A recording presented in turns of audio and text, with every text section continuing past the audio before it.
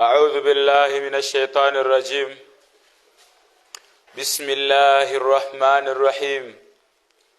الحمد لله. إن الحمد لله نحمده ونستعينه ونستغفره ونعوذ بالله من شرور أنفسنا وسيئات أعمالنا. من يهده الله فلا مضل له ومن يضلله فلا هادي له. أشهد أن لا إله إلا الله وحده لا شريك له، وأشهد أن محمدا حبيبنا مصطفى صلوات الله ربي وسلام عليه. أوصي نفسي وأنفسكم بتقوى الله عز وجل، وتزودوا فإن خير الزاد التقوى، واتقوا الله يا أولي الألباب. قال الله تعالى: أعوذ بالله من الشيطان الرجيم.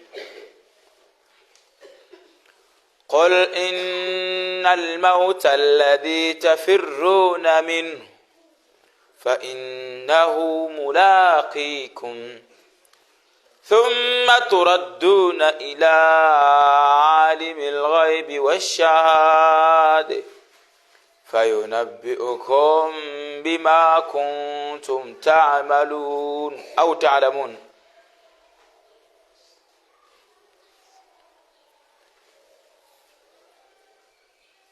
tumutende Allah tabaraka wa taala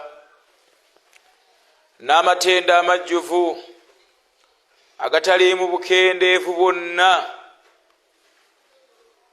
oyo Allah tabaraka wa taala ahyaaka wa ahyana, katuwa bulamu bwe tuyina nga kikyebbeyi. teriyo mufwalya, teriyo mufwalima, teriyo mufa atambula, teriyo mufu yenna ayina pulaani ya bulamu bwe. ng'era etali mulwadde ayina nteekateeka yagenda kukola ku makya nga mulwadde. abali ku bitanda bonna Allah mu nkwata gy'abakutte kyabbeeyi gwe okuba omulamu. teri ayina pulaani ya kugaggawala ng'akyali mu kkomera, wa illa nga Allah musaasidde n'avaayo. wakati mu kutegeera Allah tabaraka wa taala nti Allah tabaraka wa taala omutonzi waffe atuwaniridde akaseera yatulese bwe tuli nga tuli balamu. That's why oyina pulaani z'olina, oluubirira okuzimba ennyumba, oluubirira okubeera ng'ozaala abaana babeere bakulu balabeko mu future, oluubirira okubeera ng'olina omulimu ogukwesiimisa. wakati mu byonna obikola kubanga Allah akyakuwadde akawomerevu k'obulamu. akaseera bwe kanaatuuka Allah n'abutwala, tojja kubaayo na ssuubi lyonna. abange ng'okyalina obulamu obulungi, ng'okyalina obulamu obulungi, tegeera Allah tabaraka wa taala ate omusinze, olusinze olusinga okubeera olulungi, olusinze otalimu kwerekeramu eyo kintu kyonna, bulamu butaliiko kusasulirwa, bulamu bwe tutasasulira bwe tuyina. Allah twetaaza kimu kumusinza. jona badde ndi mu budde bwa kiro matumbi budde zadde musaawa nga 4:05 nga nina gyenva ne batomera akaana akato wa boda yakonya omwana ali myaka 15-13 mu butamanya. mwana asale ekkubo wa boda ajja Misinde, bamukubye nga ne bwe yagala oti ebigere tebidda. wakati mu bwagazi bwa Allah bwonna, mu kutuwalirira kwe konna, toyina magezi gwe kuba ku myaka gy'olina ng'okyali mulamu nga bw'oli. okunoonyereza ennyo akaana gye kabadde kalaga nga kabadde era kagenda mu ddwaliro kusanga maama mulwadde, ate kko ne bakakoona amagulu gakutemako. wallahi obulamu bw'oyina wabbeeyi. Allah olunaku lwali kujjako ebigere nakubuuza olinga bikozesa mirimu ki ojja munnyonnyola ki Allah bw'anaakuggyako amaaso abanga bebitiibwa kubirizanga nange nekubiriza okusinza Allah watazawwadu fa inna khayra zadi taqwa abanga twesibire entanda kola nnyo byokoze fa inna khayra zadi taqwa ebisinga okubeera ebitanda ennungi kutya Allah kusaala mutufu okusaala kusinza Allah mutufu okusinzibwa n'omusinza nga tolina mukyekubiira kyonna tolina kyeweesigamidde kyonna mwana tunga weesigamidde Allah tabaraka wa taala mutima gyaffe mulina okubaamu ekyenjawulo mu byenjawulo nga ye Allah tokulembezanga kwagala kw'abantu na kwagalako mu bintu byonna byokola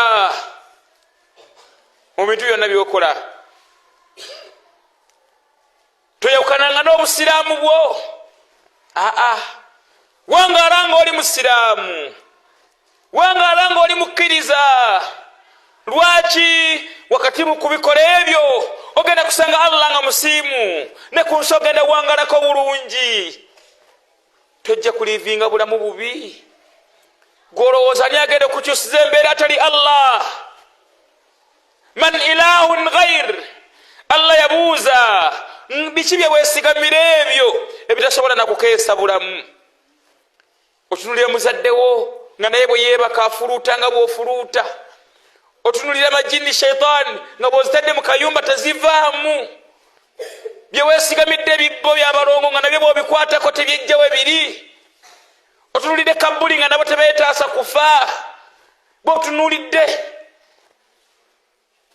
kikyoyinza nyanja nga wasanga nsange oli mu nyanja man ilahun ghair ani ayinza okwogera nti togenda era ndigwe byali bitaasizza n'atagenda wa Allah nga yabisinzanga nnyo ani gwe olaba asamire ennyo nga tafanga oyo gwe weesigamidde akulemesezza okusinza Allah yirizi kijja bakugamba nti enekutaasa obutalwala n'okufa era eneereta riziki bw'olya kinno n'obeera ne yirizi enokkuta wotolidde n'obeera ne yirizi okutaani wallahi Allah tomwawukanako byonna bitujja ku mulamwa abanga bebitiibwa abampuliriza olunaku olwaleero njagala okusuuta ku mbaka Muhammadin sallallahu sallama mwana tuttu yali owenkizo mu byonna yaleeta obusiraamu n'akulaga omusiraamu bw'ayambala omusiraamu bw'atambula abanga abaana abavubuka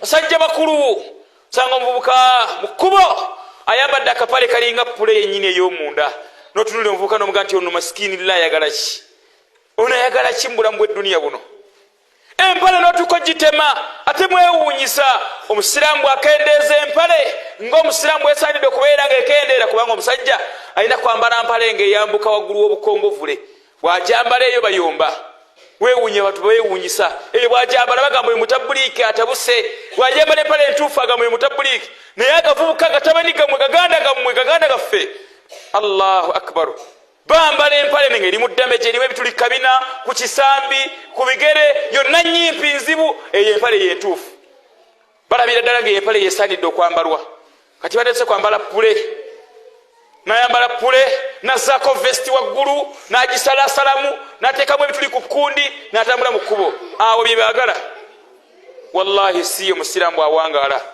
weeweebuula myaka gye ejjijja ne Allah agenda bikubuuzaako beera musiraamu abanga abawala n'abakyala tubeere basiraamu mu nnyambala yaffe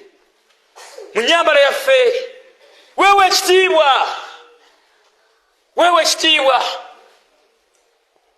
kyala yegenze mu owino n'agula engoye ng'agulira abawala bana n'agula obugoye nga ne mukaveera ka bbulaaka tebujaamu naye nga abagulidde sikaati n'abagulirako bulawuzi kuliko akaleega naye nga bbulaaka kaveera ka 10 tekajjula ne saati ne bulawuzi gye baguze ng'ogiteeka mu kikonde n'ogisinga bw'oti mulako kasaati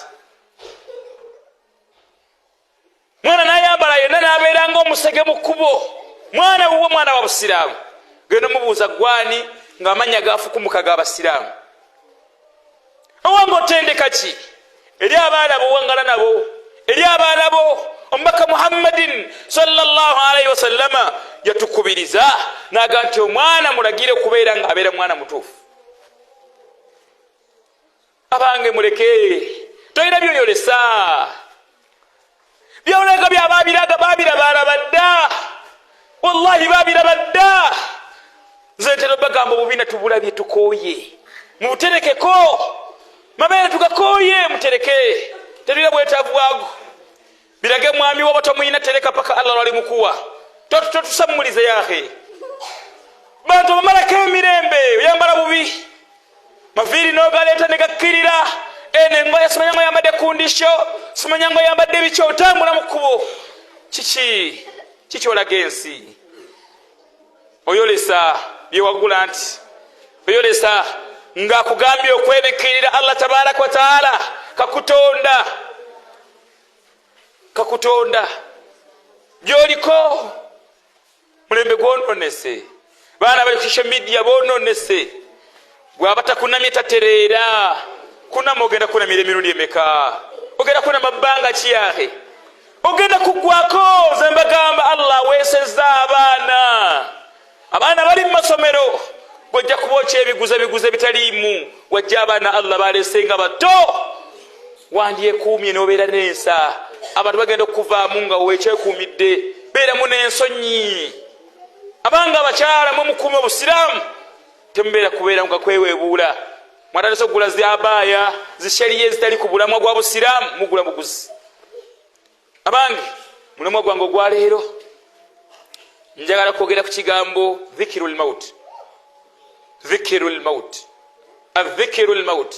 Abange okujjukira okufa y'ensonga emu mu nsonga z'osobola okwesigamira n'obeera ng'osinza Allaho nga toyinaamu kikutabangula, nga toyinaamu kikubuzaabuza. Allah yagamba mu Qur'an, aya gye nasoose okusoma, yagamba Allah, a'udhu billahi minash shaitani rajim, innal mawta alladhi tafirruna minhu fa innahu mulaqikum. Allah tabaraka wa taala yagamba innal mawta alladhi tafirruna minhu. Bantu bangi twewala ekiyitibwa ddenja, era obeerawo nga toyagala bikutuukeko. Bangi twewala okufa. Era guidelines zebakuwa ng'otambula, munange tambula ku mukono we guti, tambula nga weegendereza, tomagamaga, tokola bwoti, bajja kukutomera, weewala endwadde n'aba mu ngalo. Kyetwewala kiki? Kufa. Kituufu kwewale. Naye innal mawta alladhi tafirruna minhu, okufa kwamudduka kokola buli kimu ne weetangira. Fa innahu mulaqikum, mwana wattu kujja gye muli saawa yonna kufa kujja. Fa innahu mulaqikum, dakiika buli dakiika kusembera. Fa innahu mulaqikum. Abange okufa kujja gye tuli. Nina okufa, olina okufa kujja. Yagamba omubaka Muhammadin sallallahu alaihi wasallam kukufa n'agamba nga akaseera k'okufa kali kamutuuseeko, nga malayika emutwalamu omwoyo. Yajja ne oda, malayika okuva ewa Allah yajja ne oda. Balagira malayika al-mawt tolumya nabbi n'omulundi n'ogumu, kuba ye wanjawulo. Ne bajja malayika nejja mu bulungi obw'ekitalo, mu kukwata empola ennyo, nejja emuggyemu omwoyo. Naye yali emuggyemu omwoyo yagamba nti innal mawta la sakarat. Yagamba abasahabi bannaye okufa kuluma. Ndi mu kufa naye okufa kuluma. Okufa kuluma. Teriyo bulumi wali owulidde nga kufa. Yatugamba Nabbi Muhammadin sallallahu alaihi wasallam, mubakubanga muliro omulanga gw'omuntu afa singa n'amatu gaziba dda. Omuntu afa akuba omulanga. Allah n'atusaasira amatu gaffe nga tegaguwulira. Era ebintu ebiwulira omulanga gw'okufa by'ebintu ebitayogera. Mwe muli enkoko, mwe muli embuzi, mwe muli ente. Ebiseera ebisinga ebyo biwulira nnyo ebyogerwa. Era biwulira nnyo n'ebibonerezebwa abantu mu kabbuli. Era wogeza n'osiba embuzi kumpi ne kabbuli awo, ogenda olaba nga embuzi teteredde, bwe banga ebiriwo si birungi. Lwaki? Byo biwulira. Nabbi yagamba nti abawo awulira omulanga gwayo gw'omuntu afa, la ilaha illallah, biba bikambwe. fa innahu mulaqikum abango kufa kujja buli yebasatule fa innahu mulaqikum abango kufa kujja okufa kujja thumma turadduna ila alimi alghaibi washahada oluvanyuma lwa byonna Allah agenda tukwata fenna atuzeeyo ila alimi alghaibi washahada Allah amanye ebyekwese ne byewekolanga nga tulaba baji bakoze ebikolobero baji kungulu basiramu munda si basiramu thumma turadduna ila alimi alghaibi washahada oluvanyuma Allah tukwate bukolokolo atutwale mu maaso ge tuddeyo tudizibwe wa Allah amanye ebyomulwatu ne mukyama fayunabbiukum bima kuntum ta'malun munango nnyonyole Allah otandika okunyonyola kanana akataano kwebyo biwagiza okola era bisasulwe swala gye wasaalanga bagikusasule obwenzi bwe wayenda babukusasule obubbi babukusasule shiriki babukusasule enguzi gye wali bagikusasule buli kimu ofune empeera yakyo buli kimu ofune empeera yakyo okumanya okufa kuluma Allah yogera mu Qur'an omuntu nga tuse mu kaseera akasembayo malayika ezze gyali agamba ebigambo bino ayogera nga agamba a'udhu billahi minash shaitani rajim laula akhartani ila ajalin qarib fa asaddaqa wa akun minas salihin Allah agamba okufanga kuzze malayika zizze gye tuli egenda kujje mu maaso go malayika egenda kujja face to face ngekunyonyola kati nkutwala wa Allah mukaseera ako tolibeera na chance yogera na muganda wo yadde kojjawo yadde sengawo yadde mama wo malayika ekujjire nga ne bwoba oyagala nnyo tosobola kwogera na munno akusemberedde bangi bafudde nga wali wamutudde kumpi n'ekitanda kye batudde babiri naafa nga tamanyi nti afudde oba namugamba ekigambo ekisembeyo eki kimu Allah muwayo chance egi nakugamba nti kankubulireko muganda wange nti ekisumuluzo ekiggula ewange kiri wansi w'emmotoka namugamba eki nga ekyasi gye bamuwaddeyo asobola okufuna chance nga kyekigambo ekisembeyo Allah namugamba nti olinayo ekigambo kimu ku nsi abalala Allah bawe chance emu yakyakulya awasane bamubuuza oyagala ki nga abadde mulwadde ebbanga naga mumpa amagye amasiike ne bagaleeta nalyako ejjiika emu nga yeriziki gyabadde asigaza ku duniya naafa ne bamubuuza oyagala ki naga nze njagala kola ku maama wange nga ye muntu gwali sembayo okulaba nga yeriziki ye esembayo mu maaso ge ne baleeta maama we najja naafa waliyo akaseera ka riziki ye esembayo naye Allah agamba omuntu ayogera ebigambo bino nti laula akhartani atandika okubisa obufaananyi ng'alaba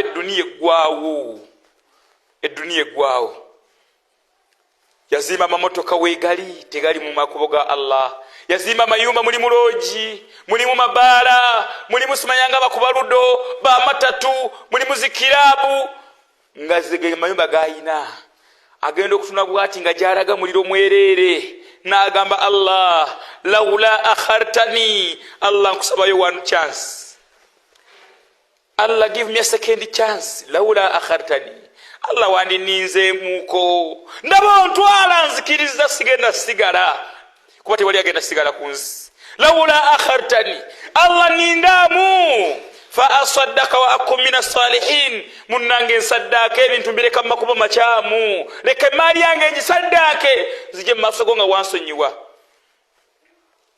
nga alabira ddala gyagenda tabu byaleka ku nsi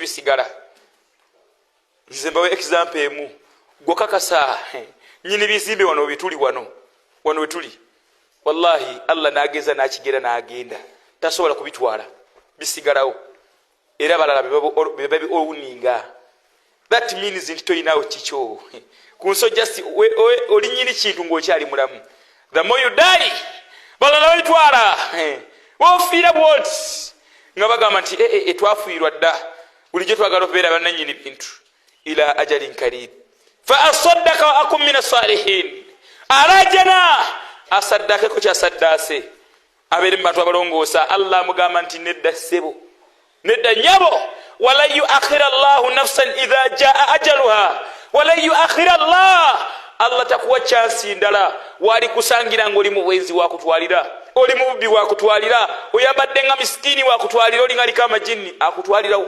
wala yuakhira Allahu nafsan idha jaa ajaluha oboli mukirabu Allah yigenda kutwalira eyo Allah tagenda kuwa muntu yena second chance idha jaa ajaluha weba time yonge weddeyo there is another time ne boli sabango damu tebagenda kuwayo kadde kalala abange mbulamu teriyo second chance joina kubanga kati okyategeera bulungi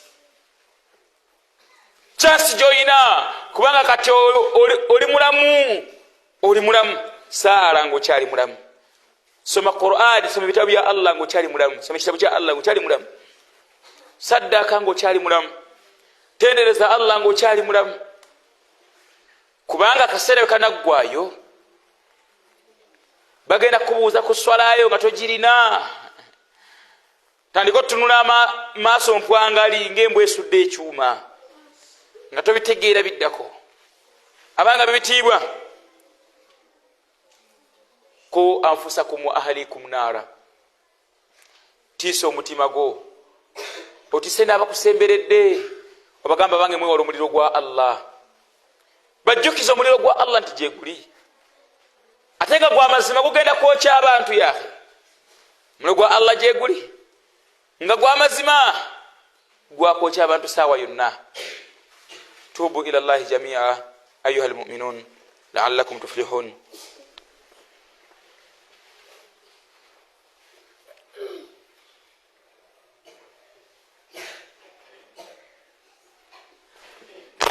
alhamdulillah nahmaduhu wa nasta'inuhu wa nastaghfiruh ونعوذ بالله من شرور أنفسنا وسيئات أعمالنا من يهده الله فلا مضل له ومن يضلل فلا هادي له أوصي نفسي وأنفسكم بتقوى الله عز وجل تمتند الله تبارك وتعالى نامتند مجفو atujje mu jume soose mu khutuba yaffe soose natusa mu khutuba yokubiri mu bulamu bwe tulimu obutaliiko mpeera gye tuwa Allah abanga bakkiriza njagala bategeeza nti Allah tatwetaaga tetulina buyambi bwe tumuwa teri support gyowa Allah tomutwalira mmere tomuwa mazzi tomusuza Allah takwetaaga ate mwana tufa abaddu tumwetaaga ate Allah yeewunyisa yagamba tukole agenda tuwa ate nga bye tukola bibye tusinzira ku byatuwadde ne tukola abanga bebitiibwa kujjukizanga nange nejjukiza okusinza Allah entakira olusinza olunene olunakwegombesa nga ovuddewo naawe nga bw'onaaba ovuddewo n'okakasa nti bwenva mu bulamu bw'ensi leero Allah agenda kunsiima bwenva mu bulamu bw'ensi leero ewa Allah nja kuba bulungi ewa Allah nja kuba bulungi abange tunukolerere okubeera obulungi maaso ga Allah ne ku duniya abanga bebitiibwa waliwo olunaku olugenda okujja abantu bakuŋŋaane nga tebabawadde kaadi nga kaadi si ya mbaga si ya kwanjula si ya meeting nga kaadi yo bakujje ku duniya eno bakutwale mu maaso ga Allah waliwo olunaku lw'abantu abagenda okuleta amamotoka mu lujja lwewammwe nga amamotoka bagaleese kusiibula naye nga tewali gwogenda kunyumya naye n'olunaku n'olumu waliwo olunaku lw'okukunaaza nga teweenaazizza waliwo olunaku lw'okukwambaza nga siggwe weeyambazza waliwo olunaku lw'okukaaba nga siggwe akaaba bwe twali tujja ku nsi kuno nga batuzaala ffe twali tukaaba nga abantu basanyufu bwe tunaaba tugenda nga batuziika ffe tugenda nga tusirise nga abantu bakaaba ne bagenda kaaba amaziga gakome ogende wekka maaso ga Allah bw'otuuka mu kabbuli omuntu gwe banamuteeka mu kabbuli ye egenda mugamba ebigambo bino ngemwaniriza ana baitu dud ana baitu l'amal bigambo bingi naye jja mugamba nti nze gozzeemu kabbuli ngemwaniriza jja mugamba nti sebo nze gwezeemu ndi nyumba yanzikiza teriyo ttaala neeri onge tebabeera balubu mu kabuli teriyo ttaala ne baliteekayo teri kugasa. Ana baitu dud, nze gwezeemu ndi nyumba ya biwuka, ndi nyumba yanzikiza, ndi nyumba ya biwuka. Ana baitul adhab, ekugamba nze ndi nyumba ya bibonerezo. Kabuli ekugamba nze ndi nyumba ya bibonerezo. Kati ekikutaasa mirimu gyo, obadde n'emirimu emirungi tigenda kubonereza, obadde n'emirimu emibi ngenda kubonereza. Kati kino kakikubuulire, ne bakuzimbira kabuli nga yenkana eno ruumu eno guno omuzikiti gwe tulimu, ne bakuzimbira kabuli nga yenkana guno omuzikiti, ogenda funa ebibonerezo byotamanyi nga wali mukozi wa bikolobero. Ne bakuzimbira kabuli ng'eringa katuli kampiso nga wali mukozi wa mirimu mirungi, omwoyo gwo gugenda beera mirembe. Tetukolerera mubiri, tukolerera mwoyo, mwoyo gwaffe gwe twagala gubeere obulungi. Ne bakuteeramu keesi ng'erimu biliyoni ne biliyoni, tosobola zikozesa. Ne bakuziika n'emmotoka tosobola gikozesa. Ne bakuzikira mu nnyumba tosobola gibeeramu bulungi. Ekikubeeza obulungi kubeera nga wali mukozi wa mirimu mirungi. Abanga bakkiriza al-yawma fawqa at-turab, olwaleero tuli waggulu w'ettaka we tutambulira. Buli omu atambulira ku ttaka, ne byalya biva mu ttaka, buli kye tulya kyonna kiva mu ttaka. Kitegeeza ki?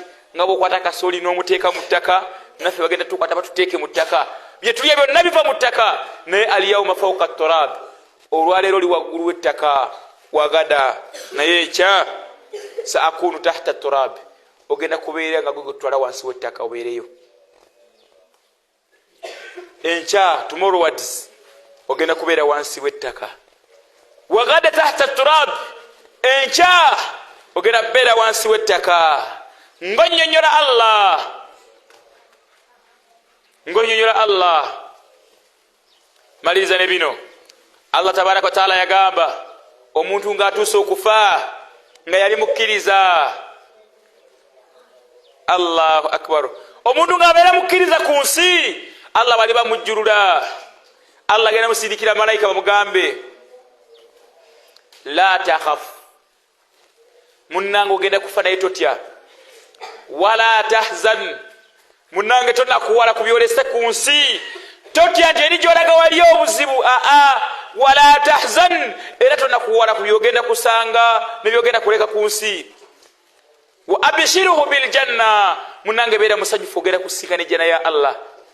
N'agamba nahanu awliyaukum, ffe boolaba tuli mikwano gyo. Malayika mikwano gyaffe abakkiriza. Nahanu awliyaukum, abange tuli mikwano gyo fil hayati dunya, ku bulamu buno obw'ensi, wa fil akhira, ne ku nkomero tuli mikwano gyo. Yenna omukkiriza, yenna omukkiriza. Abange tulongoose. Allah musonyiyi mu nsobi zaffe zonna. Allah musonyiyi, asonyiwa abakoze ensobi. Kasita oba nga weenenyeza ensobi n'ogivaako, teri nsobi Allah gyatasonyiwa. Oba oli mwenzi Allah akusonyiwa, oba oli mutemu Allah akusonyiwa, oba oli mubbi Allah akusonyiwa, obadde tosaala Allah akusonyiwa, oba oli mushiriku kasita obivaako n'odda mu kusinza Allah, ne bw'obeera malaaya Allah akusonyiwa.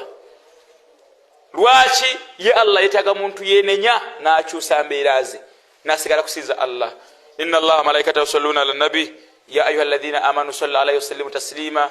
Allahumma salli ala Muhammad wa ala ali Muhammad kama sallaita ala Ibrahim wa ala ali Ibrahim innaka hamidun majid. Wa ridwan ashabihi minhum Abu Bakari wa Umar wa Uthman wa Ali. Allahumma izzil islam wal muslimin wa adhill ash-shirka wal mushrikin wa dammir a'daka a'da ad-din ya ni'mal mawla wa ya ni'mal masir. غفرانك ربنا وإليك المصير. اللهم آت نفوسنا تقواها وزكيها أنت خير من زكاها أنت وليها ومولاها.